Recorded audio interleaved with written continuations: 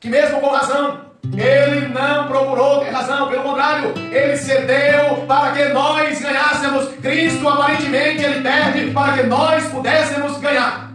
E muitas das vezes na obra de Deus, a gente dá um passo atrás e alguém talvez olha de fora e diz: ah, mas se fosse eu faria diferente. Será que arregou? Será que deixou de fazer realmente o que Deus mandou? Não. É que Deus ele fala da capacidade que ele tem. E eu disse aqui essa semana, a longanimidade. E nós também precisamos exercer a longanimidade. Sabe por quê? Porque a mudança, toda e qualquer mudança na vida do ser humano, ela só será duradoura se esse ser humano for convencido por Deus através do Espírito Santo, e o Espírito Santo utiliza da palavra. Se essa pessoa não for convencida por Deus de que aquilo está errado, ela vai mudar, mas não vai permanecer. Volta e meia, ela volta de novo para o mesmo ponto. Mas quando Deus a convence, pronto. Há uma mudança real, há uma mudança total. Mas é claro, nós não podemos deixar de pregar a palavra. Como eu já disse mais de uma vez, o Espírito Santo de Deus utiliza da palavra para convencer o homem. Então nós não podemos deixar de pregar. Paulo diz assim, ó, em uma das suas cartas: eu não vos canso de vos escrever as mesmas coisas, e é segurança para vós. Então quando alguém ouve algo muitas e muitas vezes, chega uma hora que o Espírito Santo começa a aplicar isso ao coração e à mente dessa pessoa. E quando ela dá ouvido, Deus começa a fazer uma grande obra. Então, ainda falando sobre a base, quando Jesus ele inicia o seu ministério, ele vem com uma missão específica. E a missão de Cristo é ir até a cruz do Calvário e morrer de maneira voluntária para redimir a humanidade. E isso ele faz com muita maestria, com muito sucesso, apesar do diabo ter tentado Jesus para que ele não fosse até o Calvário. Há alguns que não têm conhecimento, e eu acredito que vocês já ouviram essa expressão que eu vou citar agora, que o diabo ele foge da cruz. Ele não foge da cruz coisa nenhuma. O diabo foi até a cruz e usou alguém lá e disse assim, ó: se tu és o Filho de Deus, desce desta cruz, salva a ti mesmo e salva a nós. Mas se Cristo descesse da cruz, ele só teria salvo ele mesmo e ninguém mais seria salvo. Então é muito importante a gente saber o que é que tem que ser feito e fazer o que tem que ser feito, e não olhar os murmurinhos que muitas das vezes vêm até os nossos ouvidos. Porque até o último minuto o diabo tentou Jesus para ele não ir à cruz. O que é que o adversário faz lá no Getsemane? Quando ele, ou melhor dizendo, no Getsemane não, na tentação no deserto, registrado por Mateus, no capítulo 4, ele está tentando Jesus para não ir até a cruz. E ele percebe que Jesus está com fome, então ele diz para Jesus: se tu és o Filho de Deus, ordena que essas pedras se transformem em pães. E Jesus disse: mas, Satanás, sabe que nem só de pão vive o homem, mas de toda a palavra que sai da boca de Deus. E ele não desiste. E aqui eu ainda estou falando de base. E a base do sucesso do ministério de Jesus é a palavra. E qual é a base do sucesso da igreja? A palavra. A Bíblia diz: fortifica-te na palavra. Fortifica-te na verdade. A tua palavra é a verdade. Aleluia. Quando Paulo lança os fundamentos, e ele diz que esse fundamento é Cristo, ele lança esse fundamento pela palavra. E o adversário então prossegue dizendo: mas olha só, levou Jesus a um ponto mais alto, o transportou. Eu faço questão de, sempre quando eu passo por esse texto, e eu costumo dizer o seguinte: nem sempre o lugar mais alto que alguém está foi Deus quem o levou, foi Deus quem o colocou.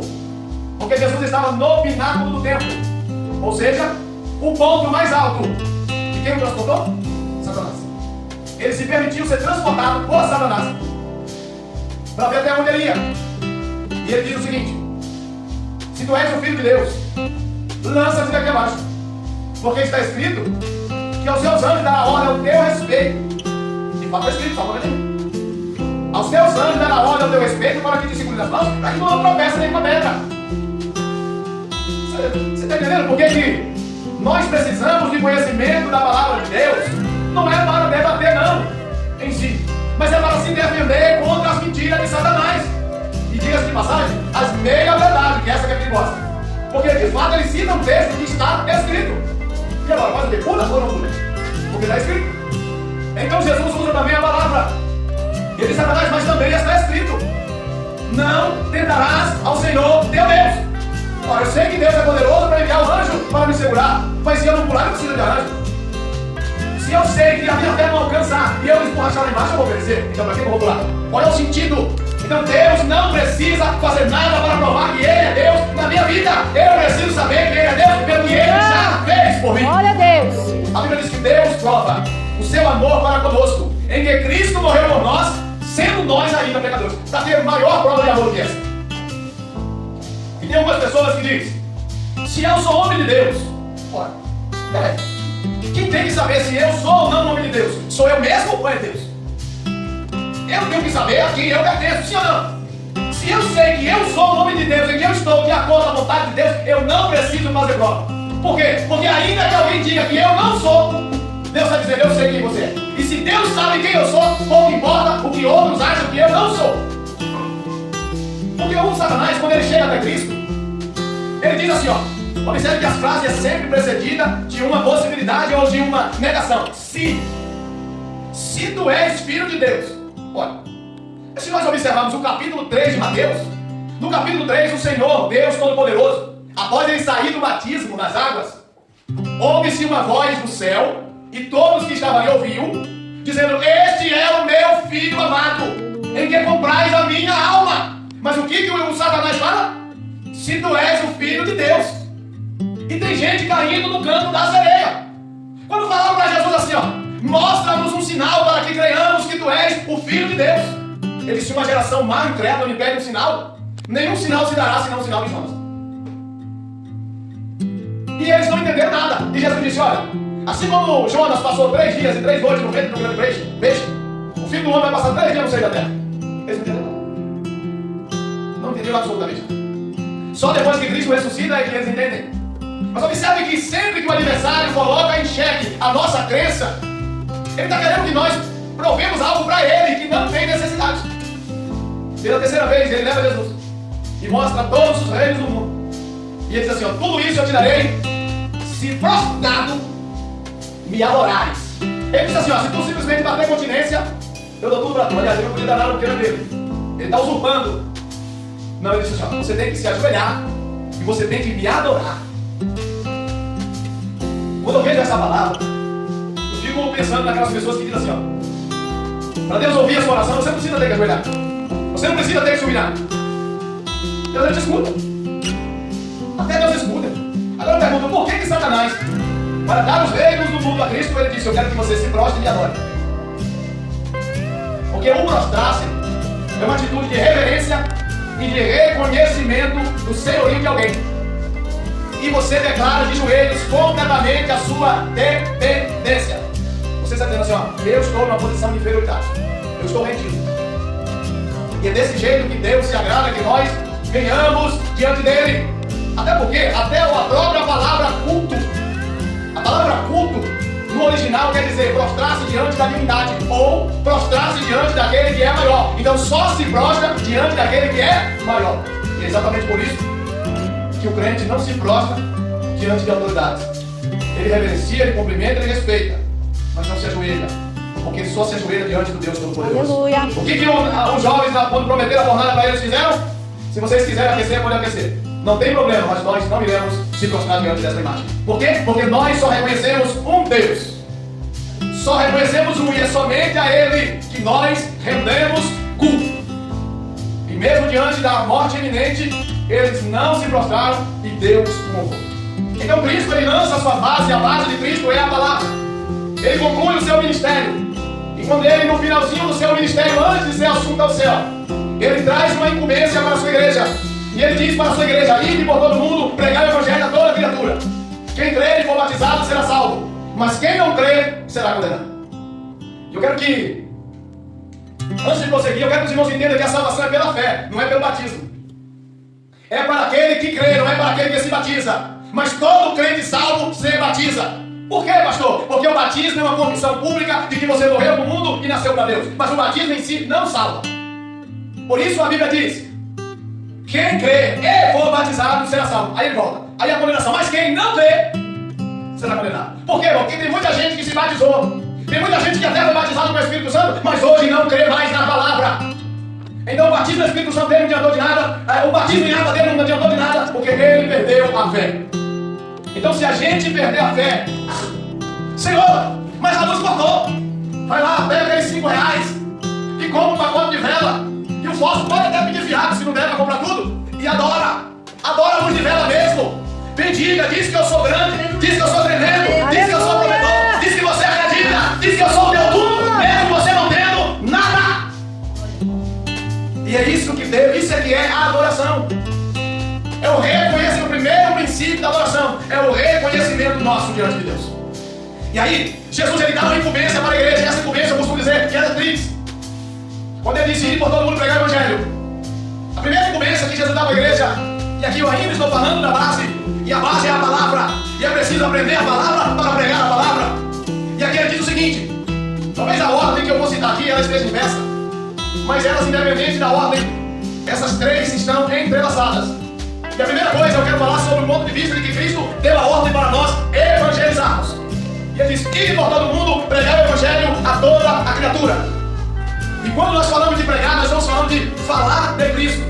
Nós estamos falando de testemunhar a respeito de Cristo. Uma coisa que eu tenho batido muito na tecla, a primeira pregação, é o testemunho. Quem não tem testemunho não pode pregar. Quem prega sem testemunho causa escândalo. E um escândalo pode levar a pessoa ao inferno. Jesus disse, é lícito que havemos escândalos, mas ai daquele por quem o escândalo vier. Então quem não tem testemunho, a melhor coisa é não pregar. Já faz muita coisa não fazendo nada. Aí vai para a oração, vai para o jejum, vai ver a vida, vai reparar o altar primeiro. É como o sacerdote vai tirar as cinzas do altar. Qual que é a cinza? É tudo aquilo que está contrário à palavra de Deus. É removendo as arestas, vai tirando tudo, fica só na limpeza. Deixa limpa tudo primeiro, para depois colocar lenha, para depois tacar fogo. Porque é melhor não falar do que falar para a nossa própria condenação. Não é à toa que Paulo diz o seguinte, olha, muitos de vós não queiram ser mestre, porque vai vir maior o rigor, a cobrança maior vai vir sobre os mestres. Tem gente que gosta desse título, é mestre. Pois é. A ideia de mestre, a ideia é aquela pessoa que ele domina as escrituras. Mas esse domínio não é para manipulação, para manipular o seu próximo.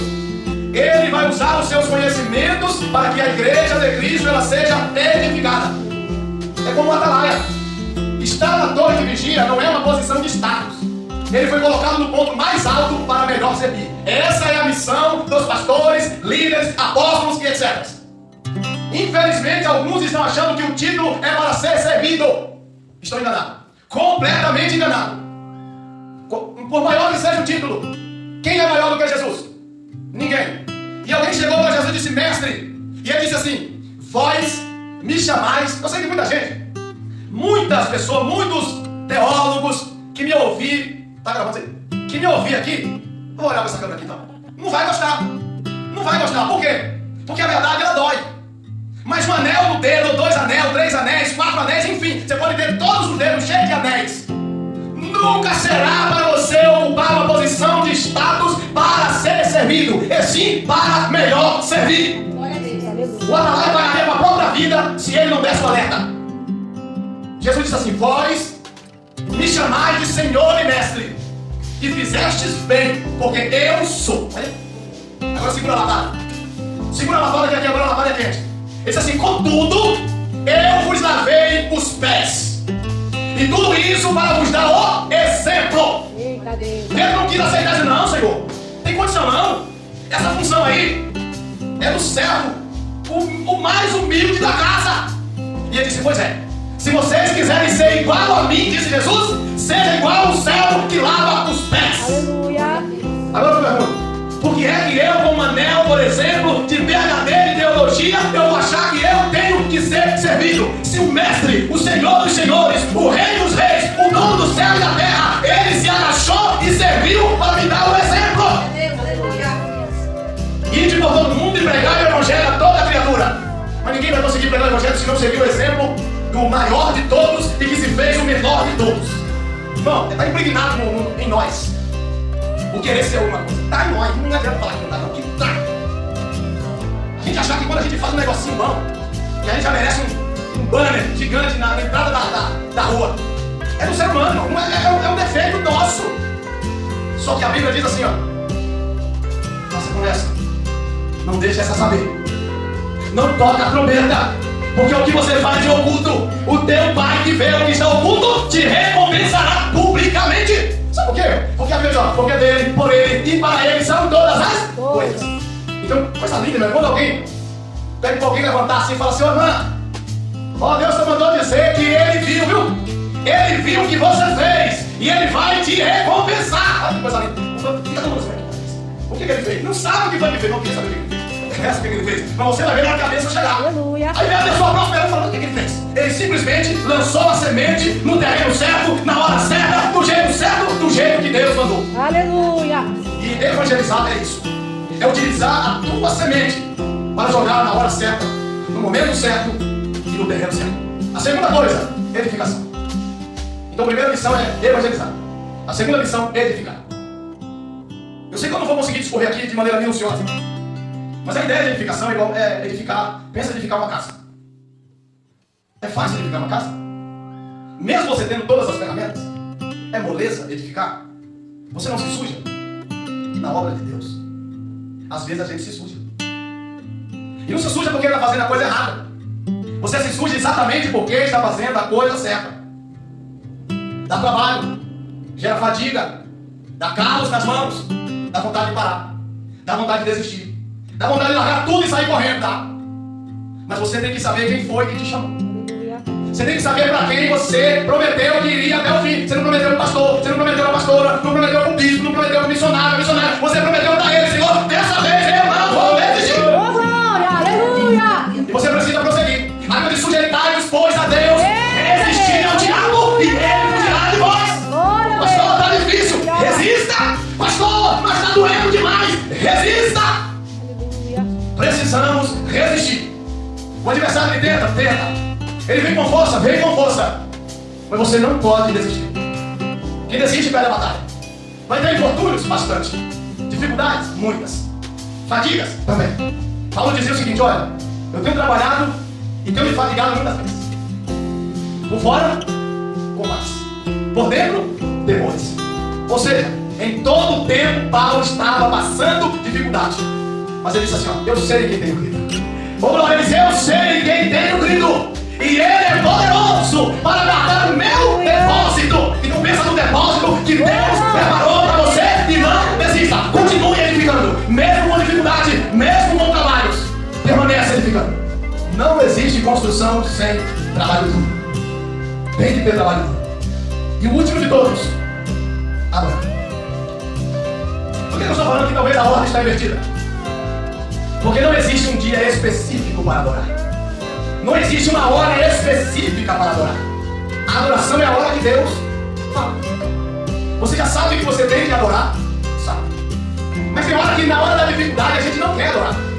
Na hora da dificuldade a gente quer ficar introspectivo. E dizer, Senhor, olha para mim. Será que o Senhor não está vendo? Coitadinha de mim. Coitadinho de mim. Tem misericórdia de mim, Senhor.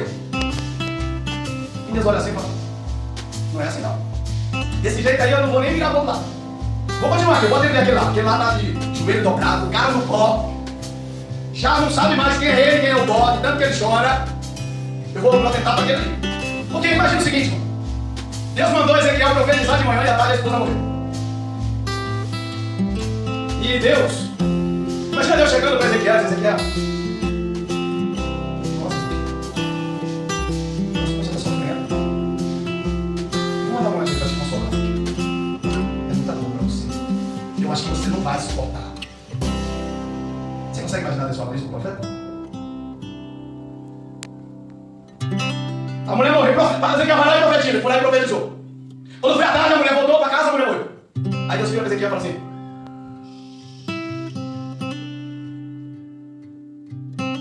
silêncio, não ouça os insultos, não conte a ninguém, porque sofre o teu coração. Calado, não ouça os insultos, não responda nada, calado é melhor. Irmão, foi isso que Deus falou para Ezequiel. Fica caladinho, Ezequiel. Engole o choro. Não chora. Parece que Deus é insensível, né? Não. A caminhada, ela é árdua. A mulher do profeta já estava com Deus. Ela não morreu em rebeldia. Morreu em rebeldia. Então Deus, é nessa hora que Ele pede para mim e para você. Ele diz assim, ó, sabe o que você faz agora, já que está difícil? Adora. Ignora tudo que você está passando. Pega tudo isso aí, faz um pacotinho abençoado e manda para cá pro céu em formato de louvor. Eita Deus. Empacota bonito. A caixa postal é 00. Vai chegar mais rápido com lágrimas. Porque a Bíblia diz, aquele que leva a preciosa semente, andando e chorando, voltará sem dúvida, com alegria e trazendo consigo os seus molhos. É isso que Deus quer. Não, pastor, mas é que o senhor não sabe que a dor ela é muito grande. Mas Deus sabe que a sua dor é grande. Só que o meio de mover a mão de Deus ao nosso favor não é se lamuriando. É reconhecendo que nós não somos nada e que Ele é tudo. É declarar para Ele a nossa total dependência e que se Ele não fizer, nós estaremos em maldições. Todos os grandes homens que passaram por apuros, eles fizeram isso. Ezequias fez isso. Josafá fez isso. Senhor, a multidão que vem contra nós é demasiadamente grande. E aí ele diz, Senhor, em nós não há forças. Porém, os nossos olhos estão postos em Ti. E existe muito mais coisas ditas nas palavras que não foram ditas. Por quê? Porque ele só fala isso. Mas nas entrelinhas, podemos perceber que, Senhor, nós dependemos de Ti. E se o Senhor não vir ao nosso encontro para nos socorrer, nós morremos. Nós só temos o Senhor para nos socorrer. E o que Deus faz? Deus olha e diz, olha só, está na hora de ir. Dá ordem aos anjos, dá ordem ao seu exército e diz, vai lá socorrer eles. Vai lá socorrer ela, porque agora ela foi fundo. E se ela não está contando mais com nenhum tipo de recurso, ela está contando única e exclusivamente comigo. É nesse momento que a gente consegue tocar o coração de Deus. Aleluia. Então esse último ponto, chamado adoração, ela pode acontecer a qualquer momento, mas não existe adoração sem esse reconhecimento a qual nós falamos. E esse reconhecimento, ele é duplo. É o reconhecimento da nossa incapacidade de mudar as coisas e ao mesmo tempo a capacidade de reconhecer que Deus, se Ele quiser, Ele pode mudar todas as coisas. Aleluia. Então nessa noite, sigamos as ordens do Senhor. Precisamos fazer a obra dele? Precisamos. E a obra de Deus é feita edificando. Vai ter trabalhos? Vai. Mas nós temos uma missão: evangelizar, edificar e adorar. Você pode adorar enquanto evangeliza. Você pode adorar enquanto edifica. Você pode adorar a Deus enquanto lava a louça. Você pode adorar a Deus enquanto lava o vaso, enquanto lava a pia, enquanto lava a calçada, enfim, enquanto lava a roupa. Não importa o momento, você pode adorar. E uma adoração sincera, ela move o coração de Deus. Essa é a chama que precisa estar acesa em nossos corações. A chama do trabalho. Porque a Bíblia diz lá em 1 Coríntios 15, 57 a 58, se eu falo a memória.